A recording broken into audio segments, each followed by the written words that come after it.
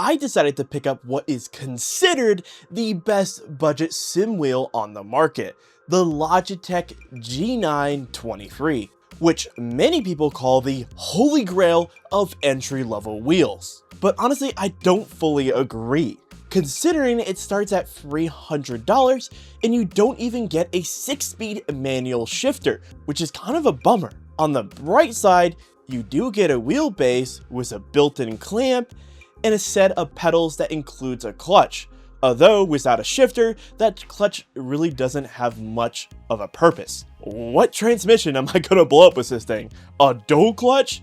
Nah. Once you open the box, you get the wheelbase, the wheel, the pedal set, and a single piece of paper for the instructions. They advertise it as plug and play, and honestly, yeah, it's pretty much plug and play. Also, don't forget to sub to my channel. Every little inch helps. On the back side of the wheelbase, technically under the wheelbase, there's the Logitech connections for the paddles, which honestly reminds me a lot of a VGA cable, and a DC power plug for the force feedback. Yes, this wheel has force feedback.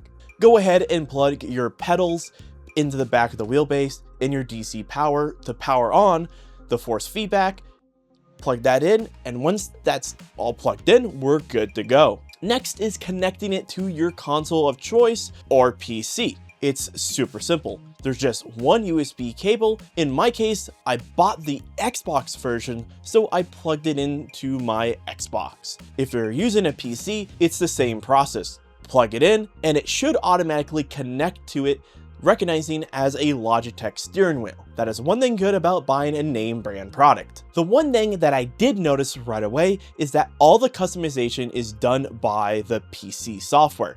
There's no mobile app, so if you're planning on using this on a console, you can't change any of the sensitivity or button layouts, which is a bit of a letdown. I personally use my console quite often, especially for sim racing, because I love Forza Motorsport, so not being able to tune my sensitivity while I'm on my console is a huge letdown. On the other hand, if you do connect it to a PC, you get access to the Logitech G Hub. This is where you can customize your settings, remap buttons, and update the drivers. Now that we got everything hooked up, let's talk about the steering wheel itself. Overall, it's a decent design, but it's a bit small for my hands, which I find simply irritating. The button placement is pretty good compared to competitors, but the leather honestly feels pretty cheap and kind of awful.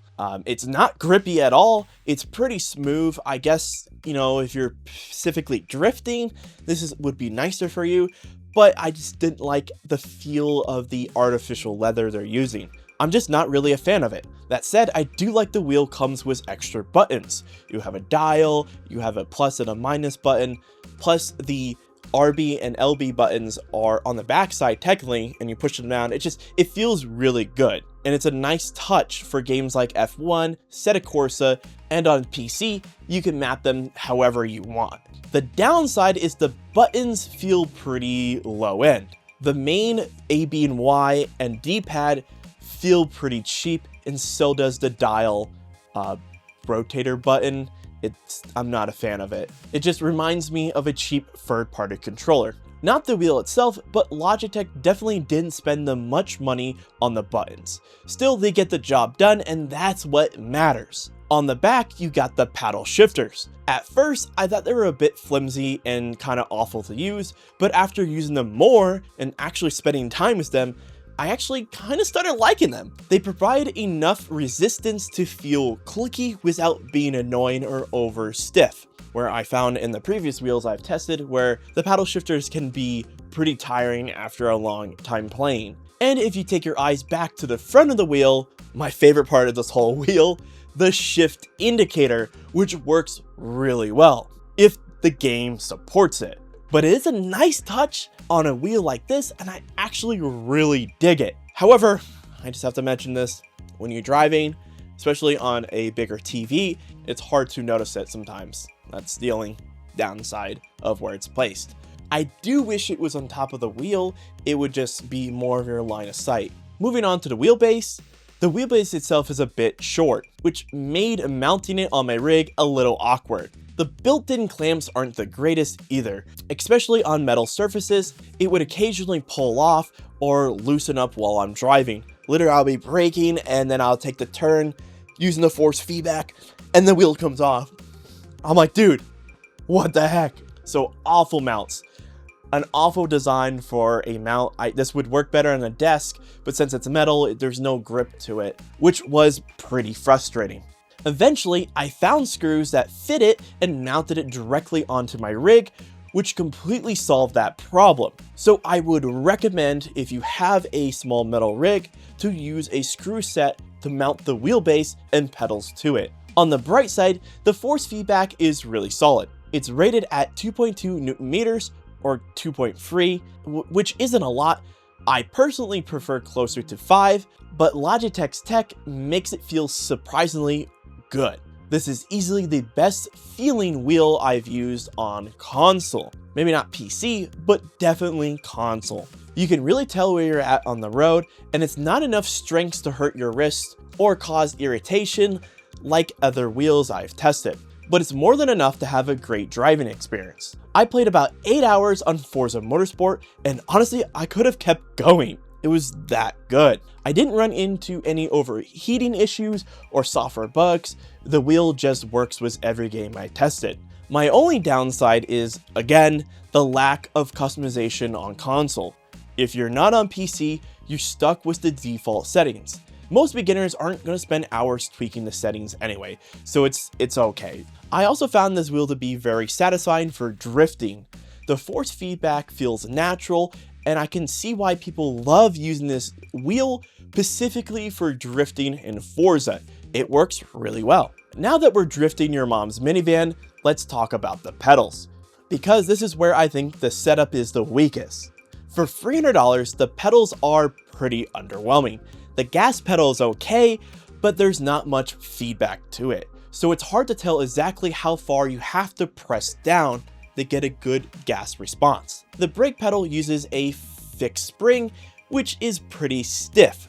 Not a bad thing, especially if the pedal set isn't secured. Since mine wasn't screwed down at first, every time I braked harder than 50%, the whole pedal set would slide right off my rig. It would just go flying. Go press in, whoop! When it would do that, I would have to restart my entire race, which was super annoying. Eventually, I screwed them down, which helped, but Logitech doesn't include mounting screws, which is super disappointing. I really like to be able to have 2 screws for the pedals and the wheelbase. The clutch pedal by far is the worst. There's basically no feedback. It drops straight to the floor. As someone who loves driving manual cars, this was really disappointing. Overall, the pedal set feels like the weakest part of this entire setup. That said, you still can get used to the pedal set, and it does get the job done. And I did get used to it. At least the brake pedal has some resistance, which helps prevent overbraking, something that I struggled with cheaper pedal sets in the past, which means Logitech deserves a good credit for making a decent brake pedal. I've also seen videos of people modifying the pedals, fixing the issues they've had with this specific pedal set, which is a nice touch. This means you could always buy this and upgrade it later on. I just wanted to let you guys know that you can do that. You could also change out the wheel frame. I know there's like an F1 style you can get that works. There's like 4 or 5 screws that are in the center. You pull those things out and you can put a new wheel on. I don't know too much about this, but I just also wanted to mention it. So at the end of the day, is this a good sim wheel setup? Yes, especially for beginners or anyone trying to get into sim racing. It offers a solid force feedback, a decent wheel, which I don't like the leather, but that's me, and an overall good experience to get started. That said, I do think it's a little overpriced. For $300, you get the wheel and pedals, but no shifter. You can go buy the older Logitech model, which includes a shifter for around the same price.